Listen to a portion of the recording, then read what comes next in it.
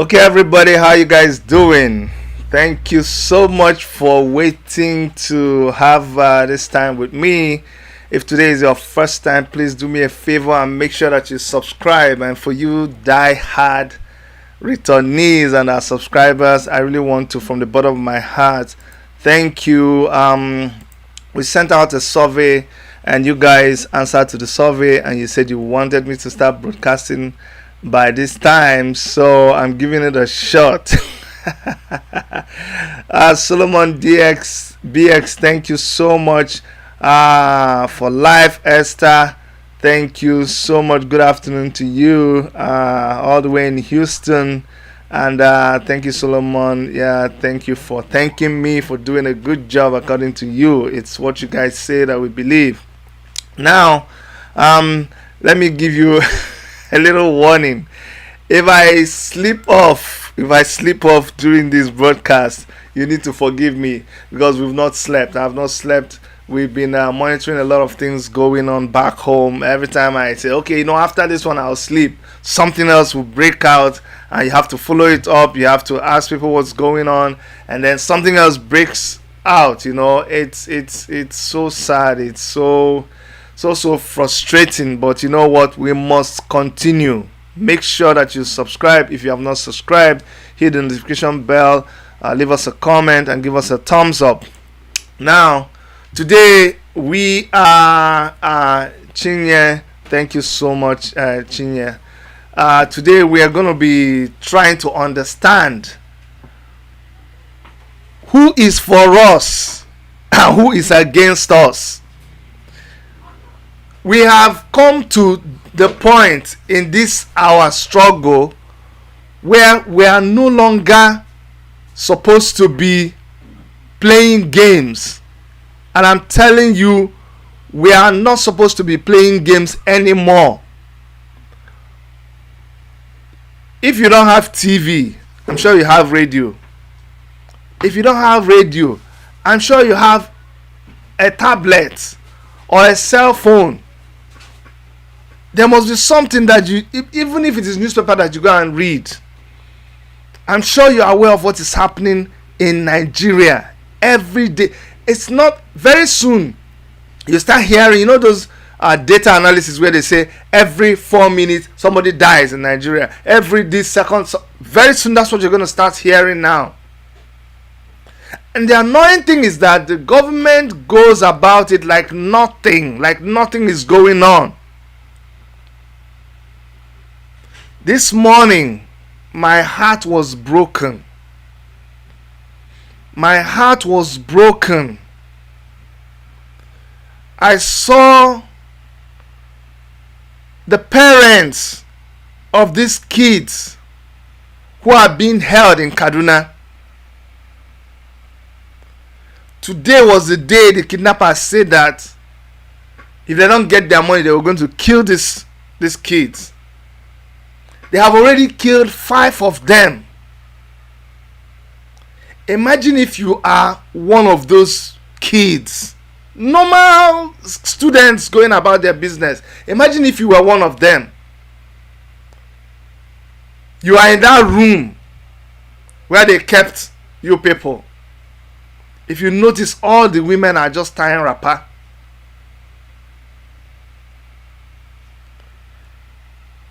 You see them come and pick some of your friends. And I know what they do. These people, their normal habit is that they'll kill the person before you to show you how serious they are. So just put yourself in that kind of situation.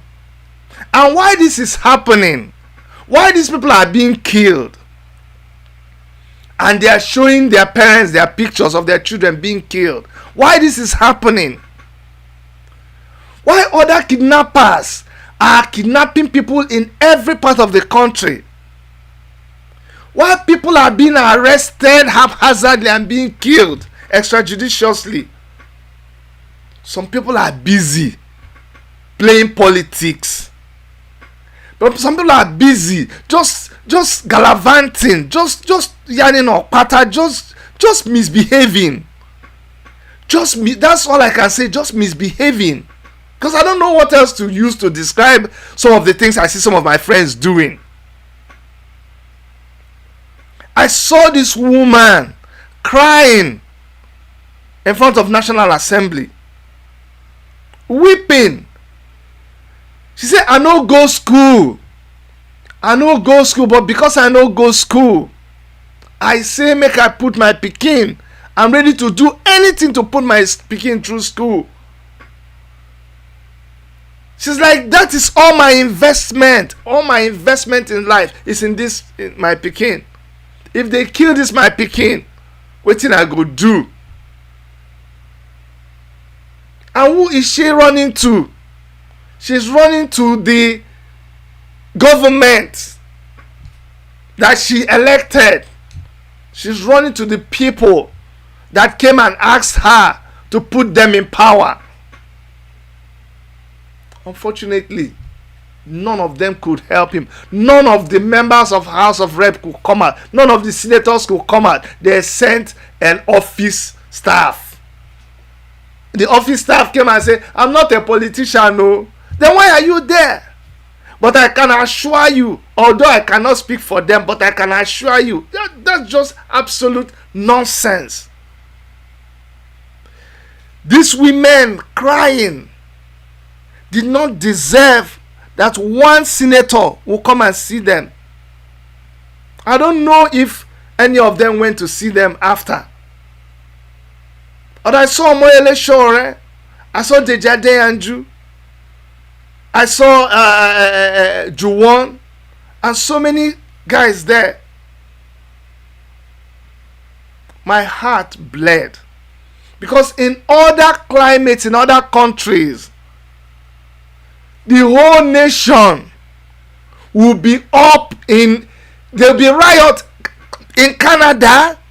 They will say that they are holding two people. Do you understand?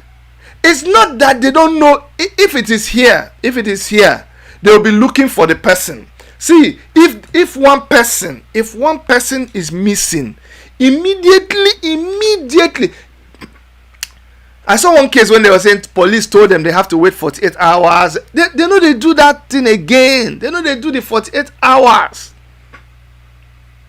If you look for your child, you don't see your child, you report to the police. The police starts moving immediately. They start asking questions. Then they do that 48 hours again.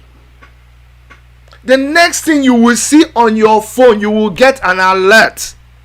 All over Canada simultaneously, you get an alert that one child is missing. You get an alert everywhere. The police will start everywhere scanning all the cameras for one person. In Nigeria, 300. Do you know what is 300? Do you know what it takes to move 300? So here, they will be looking for that one person. They will be looking. They don't even know where the person is. In Nigeria, they will tell you where the people are. 300 people.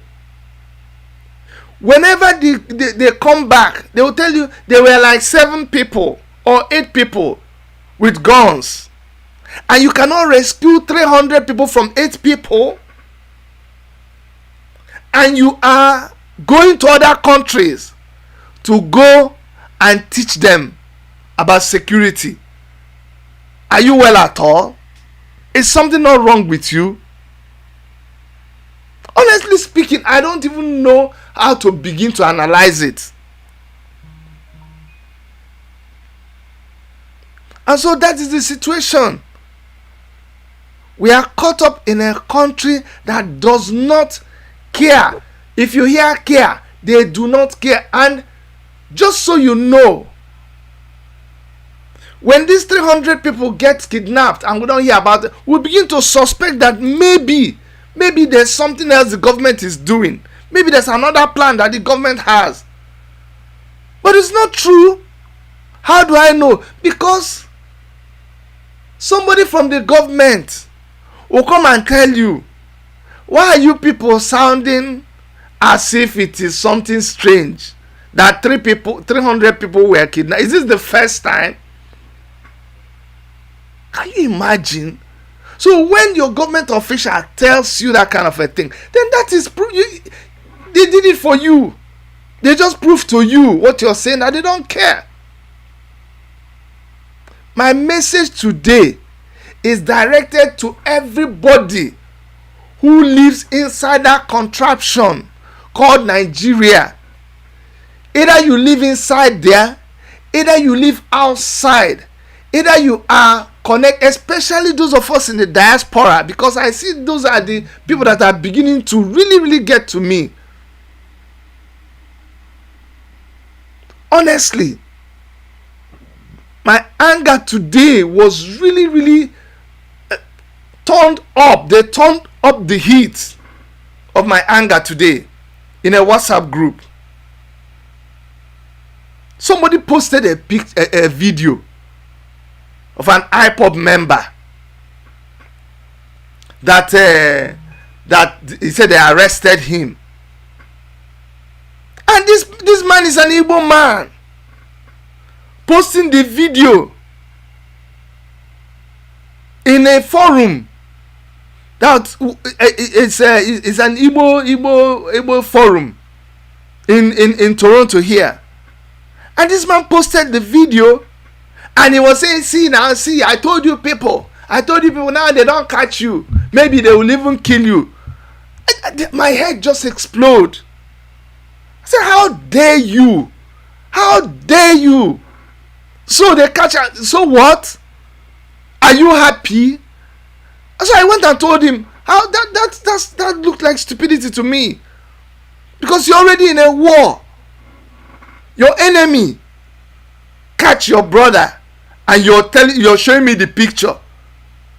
You're showing me the video. Not even that you're showing me the video to criticize the people that catch. You're showing me the video to blame me. Why? Why? What did he do?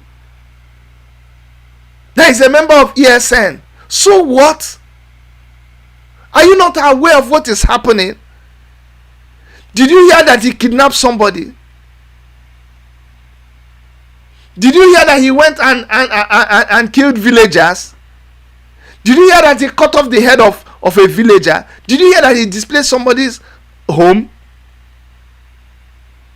Okay, since you are in a hurry and so excited to show me the video of this man that they paraded, why don't you go ahead and show me another video of a Fulani headsman who they also captured and they're interrogating? Show me one. The only time you see a Fulani headsman being interrogated is when the vigilante caught him. Like one that I saw the video. A lot of you saw the video too. When this man is there in handcuffs, his hands are tied, and he is still vibrating. He said, I don't care how long this when they do me. Oh. My brother, you're calling me go police station. They go release him for me. My brother, they come there, they carry me. That's how. Are you sure? I say yes. And that they come back again. And they come again. After they carry me go, they come back. My brother, all of us are plenty. Not be only me. I kill him for me. Every other person I did. I come. I'm telling you. And you're coming to show me the video. That, oh yeah, clap for yourself. Clap for yourself. Military or police, clap for yourself. Up there in Borno, up there all over the northeast, the villagers are calling you. They are begging you, please come. These people are killing us. We need you here. You will not say that you don't hear it. You will not say that you don't get the distress call. But you don't answer to those distress calls. You can't. Why? Why? The place that people are coming every day to slaughter Nigerians, you know about them. You refuse to go and provide security there. But the place where the people have seen that come, oh, this snake that beat that my brother, the tail touch me, oh. You dey waka with your brother, small thing, something touch your leg. The next thing you hear your brother scream. You tell am say wetin happen? He say na snake bite me, oh. Immediately you come remember say come something touch your leg. Say na that snake wey bite you. The tail touch me, oh. What do you have to do? You go take precaution. See, when I listen to our proverbs and the idioms that our forefathers, put in place for us, you see that they are intelligent. So the person who has said, come, oh, with the way I see things happening, I'm not going to fold my arms and wait for it to get to me. I am going to go ahead and let security before this thing gets to me. As the person was still planning, the people actually got to him. They started killing. Are you not aware that they have?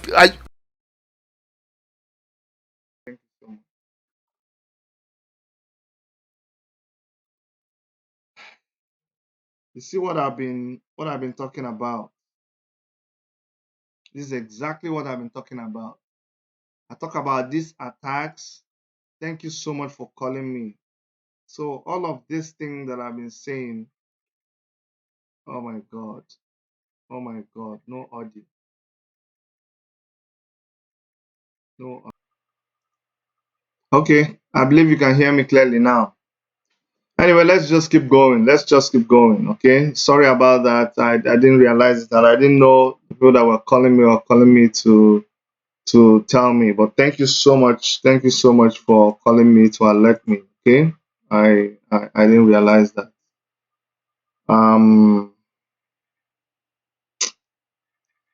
As well, as well, as well. And I've been talking for almost 28 minutes. Anyway, we must continue.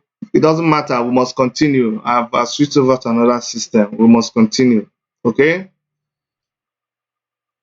So these women ran to members of the House of Assembly, and no senator came out.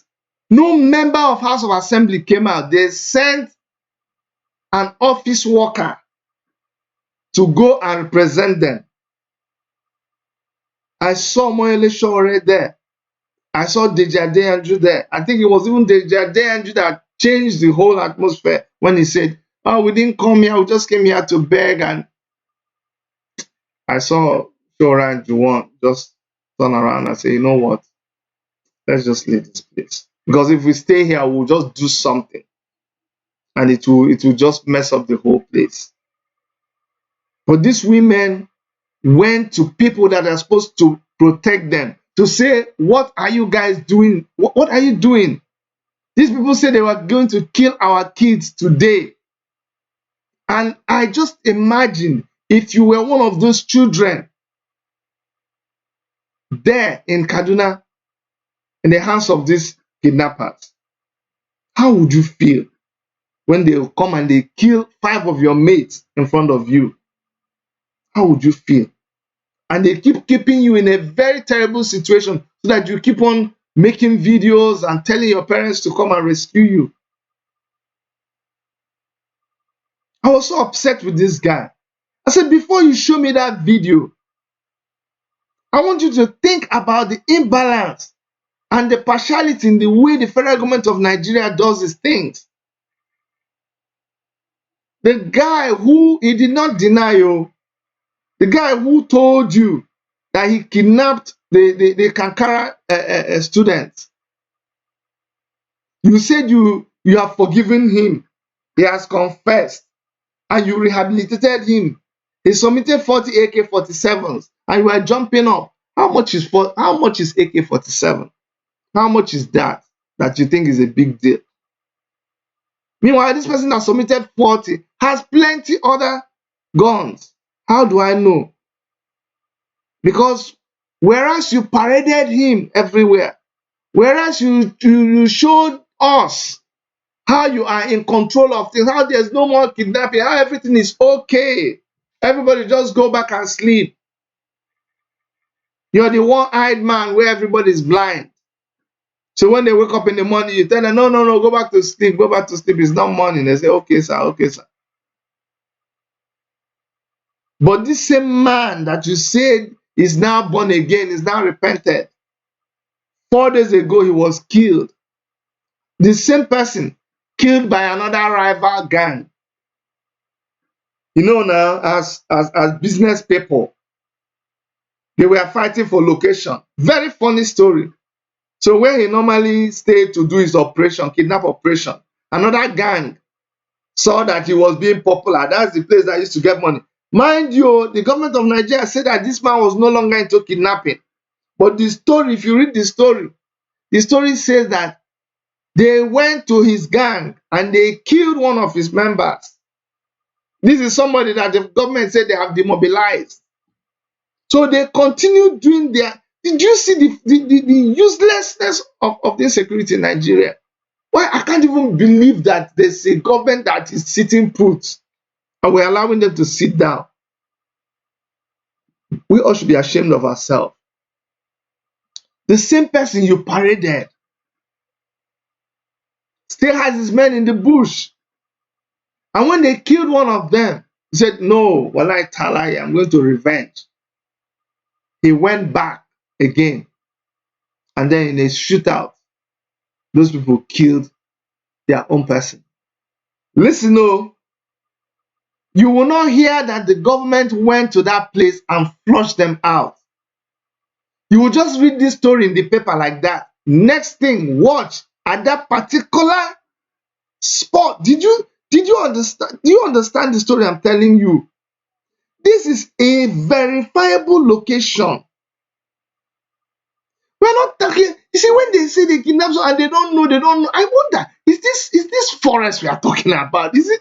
See, here in Canada, it will shock you that every tree, listen to this, so don't say chili or twin bobo. Every single tree is counted. Do you know that time they used to do census and they put that metal thing with number? I swear to you, I don't usually talk like this. Every single tree in the bush, so when I watch out, when I finish this recording, I'm going to take my camera and I'm going to go to record it to show you. Every single tree is recorded. There are people who go around and they mark, this tree, you don't grow tall. Oh. When I say you need more water, you don't grow old. When I say we'll cut you. They know every inch of the forest. There are people who study animals and migration. And come on, be like, you get bushmeat where they live around here. That bushmeat, no, they come again, no. They will start conservation for the bushmeat so that they will multiply again in that bush. There's a place you will be, they tell you, please don't apply brake. The noise from your brake and the smell from your brake pad kills a certain species of the what they call the long bill, you know that beetle, that when during rainy season now, they fly in the night. It has a big horn-billed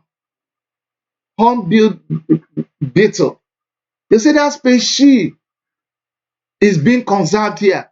Make you know, some places they say don't blow your horn because that is the time that the birds are mating to distract them. Why am I saying this? In Nigeria, you don't even know your villages. You don't know your forests. Forests that the villagers themselves know. They know it like they know the back of their hands. They know everywhere. And yet you are not able to flush these people out. And you're telling me you can go to other countries to go and... I saw that Nigerian police was going to where to go and train. I was just laughing. So this is the biggest joke of the year. This is the biggest joke that I've ever seen.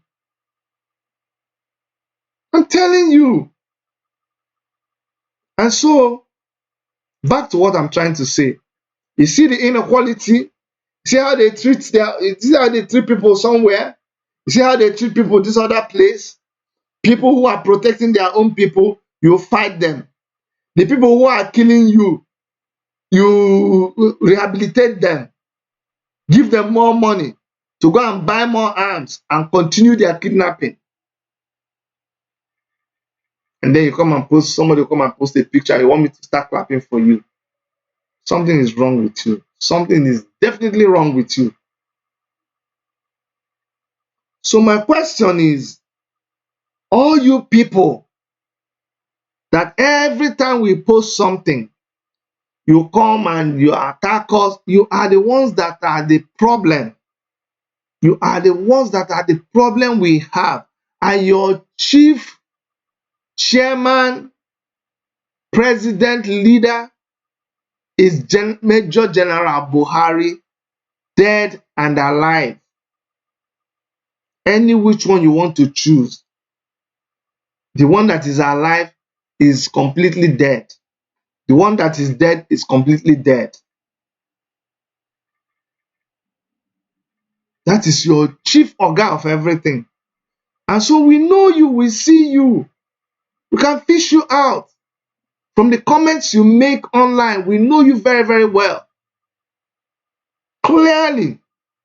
And one thing I want people to understand is that if you see the picture that I put up, I put a picture of Buhari. I put a picture of Sunday Igboho. I put a picture of Mazi Nnamdi Kanu and Omoyele Sowore. This was the picture I put out there. Now, why do I put this picture out there? Why do I put this picture there? The reason I put this picture is that, my brothers and sisters, this is no longer time for anybody to be joking. We are in very, very dangerous times. I don't know how else to make you understand the times we're in. Very, very dangerous times. This is a time when you can no longer stand on the fence. This is a time when you can no longer be playing games at all. And especially those of us in the diaspora. Because it looks to me like we are the ones that are at liberty to just misbehave anyhow we like. The people inside Nigeria, they're already living inside fear and intimidation. And they can just kill you and nothing will happen. So before we blame somebody in Nigeria for not coming out to lead a revolution, let us reason very, very well with them. I wish everybody will rise up and there will be mass action. But then, it is not as easy as we think. But those of us in the diaspora, we seem to be the ones that are online, talking, bad-mouthing, creating confusion everywhere. Because we have access to data. Because we have access to 24 hours phone service. Because we have 24 hours light. We have 24 hours cable. Everything is non-stop. Water, non-stop. Gas, non-stop. Everything, you're getting it non-stop. And it makes you just look at the situation and just yarn or pattern anyhow. Why? Why? Every of these people that I called, their mission is very, very clear. Very, very clear. Their mode of operation may not be the same thing. The agenda they have may not be the same thing. But one mission they have is very, very clear. A mission against the tyrannical government of APC and Muhammadu Buhari. Clearly. And the mission that the government of the presidency, because that's the only thing we hear. So let's use the government of the presidency and APC. The only mission they have is to continue to kill people every single day. Time is coming when you'll be hearing that every 2 minutes a Nigerian is killed.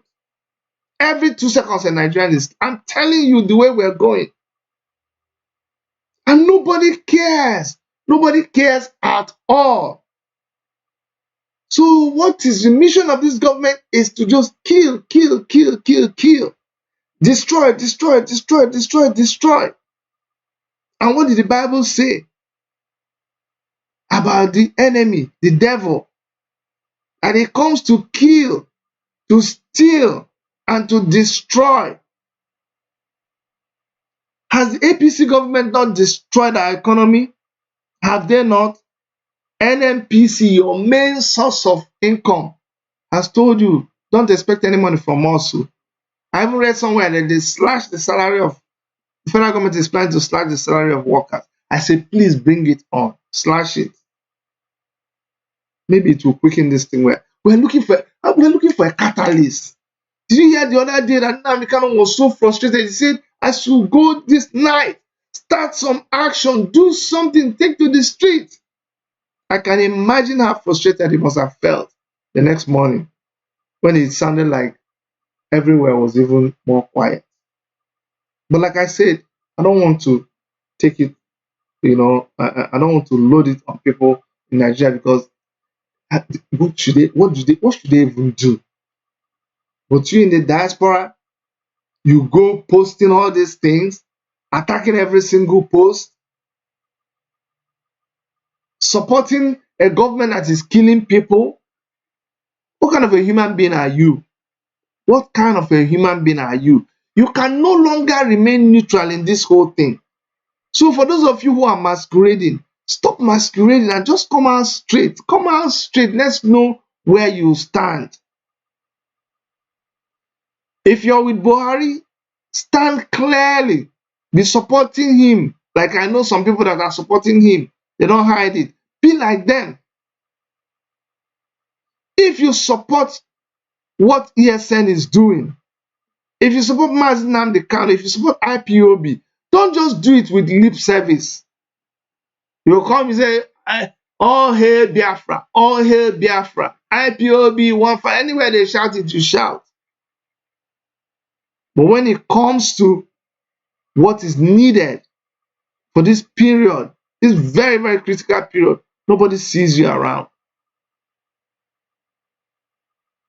Mazi Nnamdi Kanu's objective is very, very clear. His agenda is clear. Look, we started somewhere. We begged you to change things. You didn't listen. We asked you to restructure this country peacefully, quietly. You refused.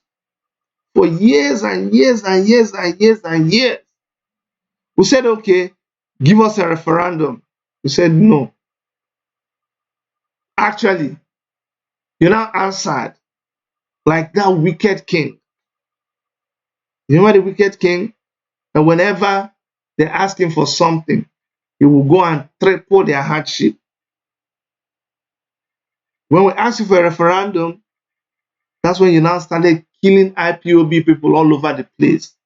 People that came to you peacefully. When you were killing them, did you see them with guns?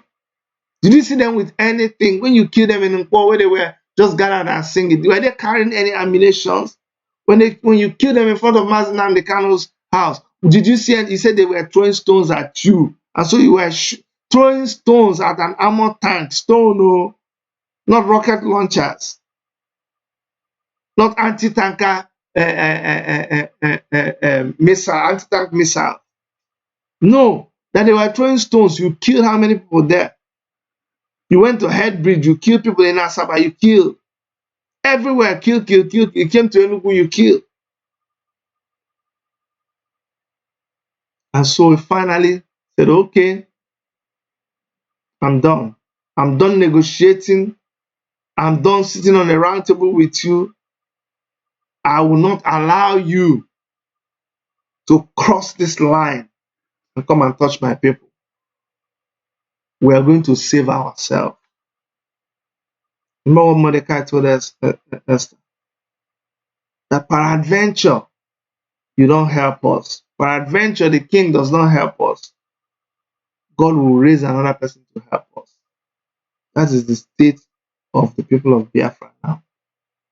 Clearly, they don't want to do again. It doesn't mean what's about it. It does not. This is his clear agenda right now. He came from somewhere. There was a time Mazi Nnamdi Kanu was carrying Nigerian flag.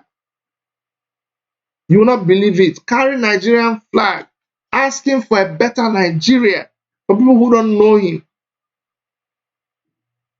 Because he thought that he could convince people who he thought was reasonable to see that there was an impending danger that we would eventually implode if we continue like this. And they kicked his thought into oblivion. Told him like, please, you're a riffraff, talkative. And so that is how he arrived at where he is right now. If you're with him, you have to show that you're with him by the things you do, by the way you talk, by the way you contribute to what is going on. That's how you show it.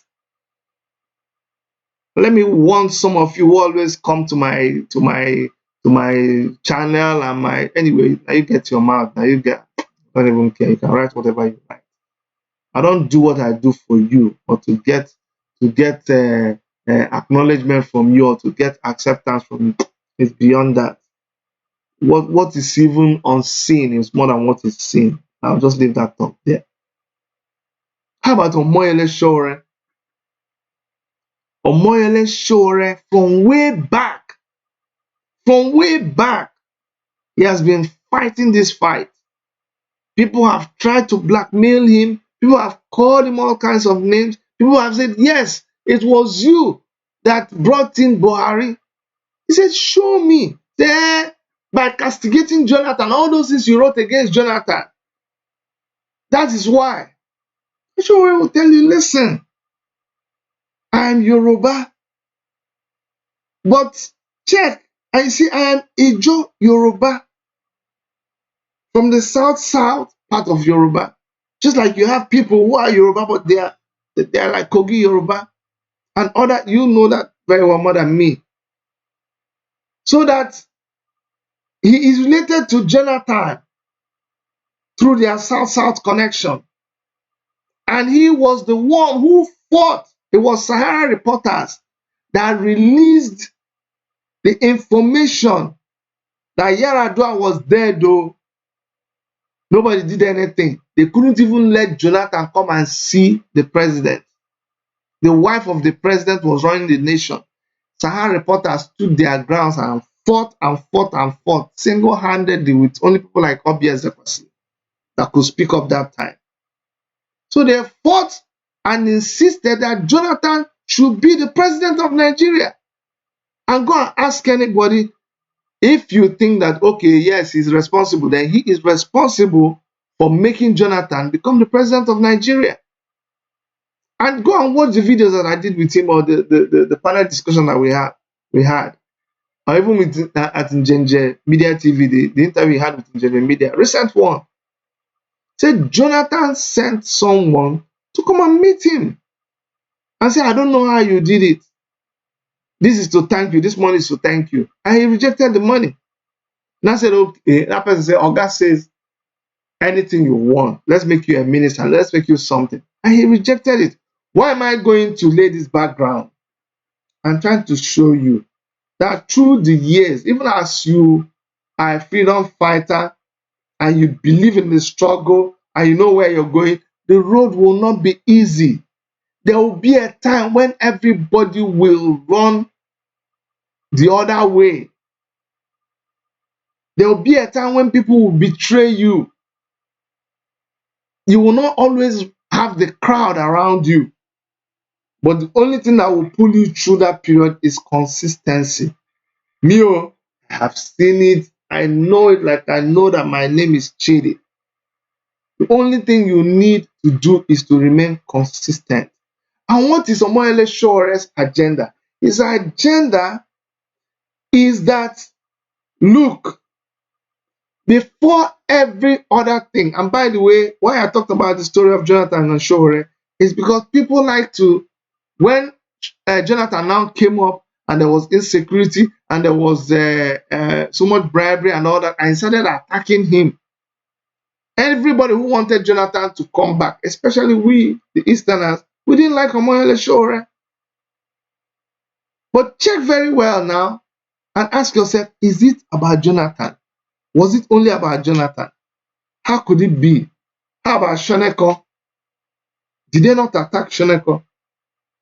How about Obasanjo? It's like a public enemy number one to Obasanjo. How about every other? He fought Abacha, fought Babangida. Go and don't believe me. Go and check now. See for yourself. So he has been tenacious. And what he is saying, let me explain that to you clearly so that if you're following him, you follow him strongly. Omoyele Showore has tried everything. When he started the Take It Back movement, people said, come back to Nigeria. So he went to Nigeria, he put his foot on the ground. They said, you're just yapping mouth, just make, if you want to participate, buy a form and run for presidency. He bought a form and he ran for presidency. And yet people will still come and say he didn't get the experience. Is that not enough? Me, the experience that me, I myself, Moa, and me got from that election. Nothing that you teach me in a political science class for 10 years will be as diverse and concentrated and important as what I learned during those 7 months campaigning in Nigeria. And what Showore has called for is a revolution. After he went and did that campaign, ran for an election, saw that the system that he was even investigating before, that at close range, this system was rotten. It was just an empty, like an empty container. Rotten, not even stuffed with anything. The system was rotten. And he says, you know what? A revolution is the only thing that will save us. Now, in asking for a revolution, does it mean that he does not want Biafra? Does it mean he does not want to do the War Republic? Does it mean that he does not want any other republic? Don't quote me. Go and listen to all the things that he has said. He said no. But his fear is that everybody, our people have a proverb, that all the lizards are lying on their stomach, face down. How do we know the one that has a bad stomach, like a protruding stomach? We won't know now because all their stomach is facing the ground. Everybody right now is permeated within the society. They are in political parties. They have their money. They have everything. They have the structure. That's number one English I learned in politics. Even I want to structure. What is your structure? Don't worry, I will collapse my structure and take it and put it in your structure. Then your structure, whichever is there. They have all these structures. They are more powerfully grounded than you. So his own fear, and this is his fear, is that should Nigeria separate right now, but that is Omoyele Showore's school of thought, that if Nigeria should separate right now, you'll suddenly find everybody isolated in their places.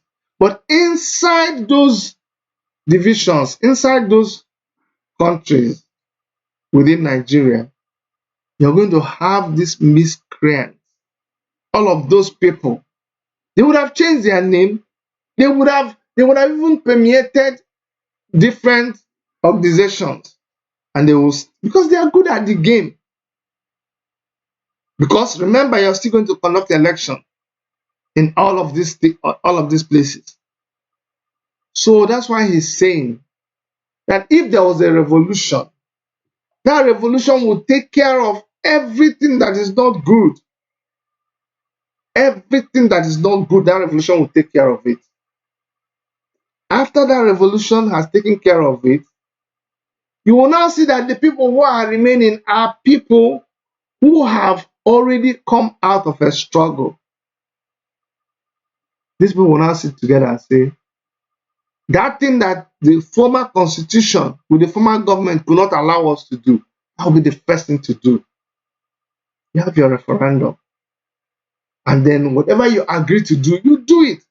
Then we will have the state of Biafra through that referendum. Now, is there any difference between the referendum that Mazi Nnamdi Kanu is calling and the referendum that Omoyele Sowore is proposing? Absolutely nothing. The only difference is that one person is saying, let us do a revolution before we start dividing. And just to confirm what he said, Mazi Nnamdi Kanu will preach and say, you know what? The only thing that will get us going is a revolution. The NSAS was a revolution that we should not have stopped, but we stopped.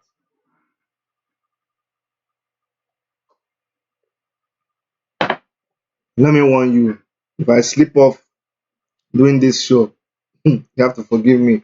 I'm not slept all night. We're awake monitoring what was happening. And then nothing happened. Kept monitoring it because we're doing whatever we can to make sure that these children are released. So just know, forgive me, I've not slept. But I'm going to get to the end of the show. The show must go on anyhow. So, if you are a member of the Revolution Now movement, if you understand what Omoyele Sowore is talking about, then you need not distance yourself from what is happening. Because we're all begging for this revolution. We don't know how and where. And we need all hands on deck. Because you need to be manning a position. You need to be manning a point. We need to be strategic. And if I say manning a position, it could be on Facebook. Maybe that is your location. You hold it there. If it is Twitter, you're tweeting. If you can make videos, put it on YouTube. Whatever is your platform of communication, you are active in that place.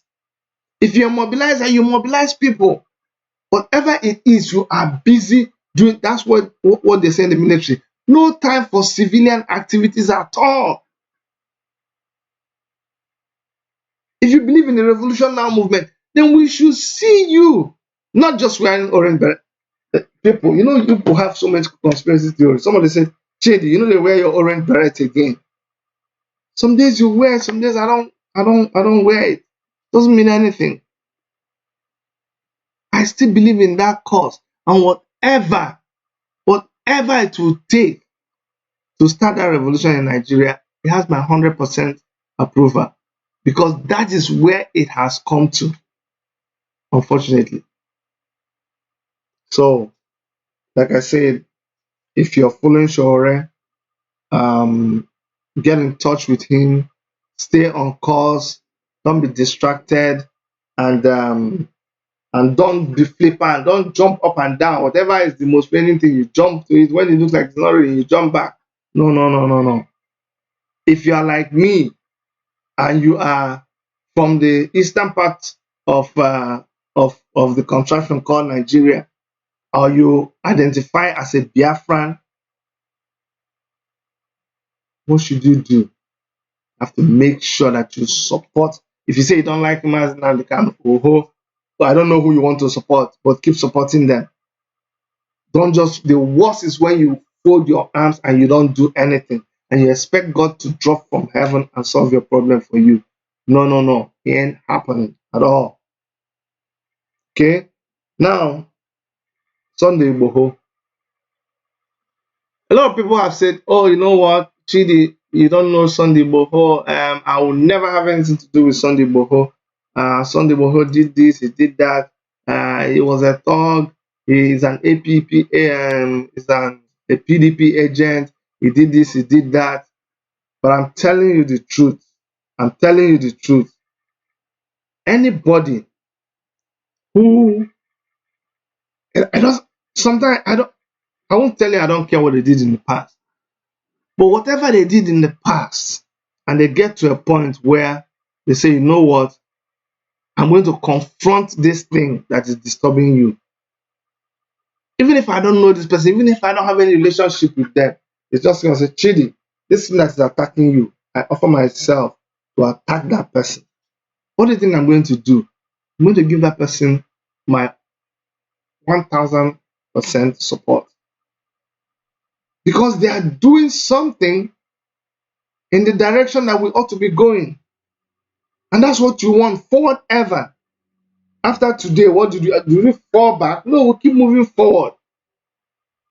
So when Sunday Igboho came out and he challenged the government, and he was so upset by the killing of that farmer. And he made a move and said, you know what, I'm going to retaliate, I'm going to revenge, I'm going to defend. And that pulled him. You see, you don't just come and say that kind of a thing. It's not a joke.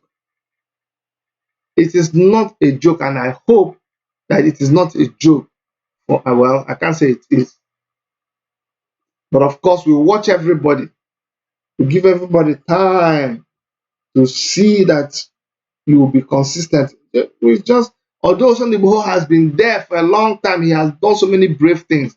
But the position he occupies now is something that we are watching. You know, you have to watch somebody, see his actions, see his body language, see him make some moves, and then finally you endorse him. But that does not mean that he has not done enough to endorse me. Like I said, the acts that I have seen him engage in, it's enough for him to get my endorsement. So I will tell you that Sunday Igboho is in my file of people that I respect and people that I will do anything. You know, even if he's getting other things wrong, the fact that anybody who is fighting my enemy is my friend now. Don't you know that that's how it works?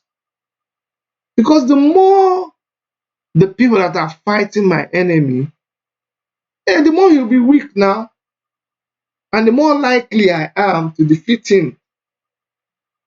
So it doesn't matter to me if there are 50 people doing different things, as long as they are deliberate, they are organized, they know what they are doing, they have my support. And so that is basically what I wanted to let us know today. And somebody was warning me, says, Chidi, all the things that people are doing now, you see how they caught that guy, that ESN guy, very soon now, they'll start catching all their sponsors. And I'm like, will you people stop this thing that you keep on doing? Stop. Are you trying to discourage anybody? You won't stop it. How dare you be talking like that? Sponsor. So when you say sponsor, I'll say, oh, I no longer give money to IPOB. I no longer give money to ESN. Why? Is it hidden? Is it not open? When they do Zoom, is it not open Zoom? They are raising. You don't know you're dealing with intelligent people. When they are raising money, it is open, so nothing is hidden. If you're telling me the government is going to go after them, let them go after their sponsors. While they are at it, let them also go after the sponsors of Boko Haram. Let them go after the sponsors of Fulani Herdsmen or ISWAP. But those ones, they keep giving it to them. They keep giving them their location. They keep giving them their name. American intelligence, European intelligence, UK intelligence. They keep telling them, we have traced this thing to this bank account. All the people that were linked to Boko Haram, they found money with them. They find how markets. Did you hear any story of any of them again? And yet we are supposed to be inside the same Nigeria. Bros, think now. Babes, think now. You know they happen like that. You should smell a rat from a far distance. You know that things are not okay. Things are not okay at all. So let's just forget this thing of trying to harass or intimidate anybody into doing something that you're not willing to do. You're afraid now. You don't want to be seen with IPOB. You don't want to be seen with ESN. You don't want to be seen with Revolution Now. You don't want to see with the director. You don't want all those kind of things. So please, my job, please, now I'm not on social media. No problem. The problem is when you will not allow us to drink water and keep the cup. That's why we have a problem. Or when I say, oh, you know what, we know your stand right now, you start trying to defend it. What are you defending again? Are you trying to say it is no longer your stand? Are you trying to say that what you said before, you didn't say it again? Anyway, I think uh, I'm gonna have to stop here. Okay, I'll be back probably tomorrow talking about another thing that concerns us. Like I said, sorry about the glitches. They attacked me and I had to switch to another line. But thank God that you called to let me know what is going on. The people that were calling me, if anybody wants to say anything, you can call me. I can use like a few minutes to pick your call. But I can see that you guys were calling because you wanted me to know there was no volume that time. I thought you were calling into the program.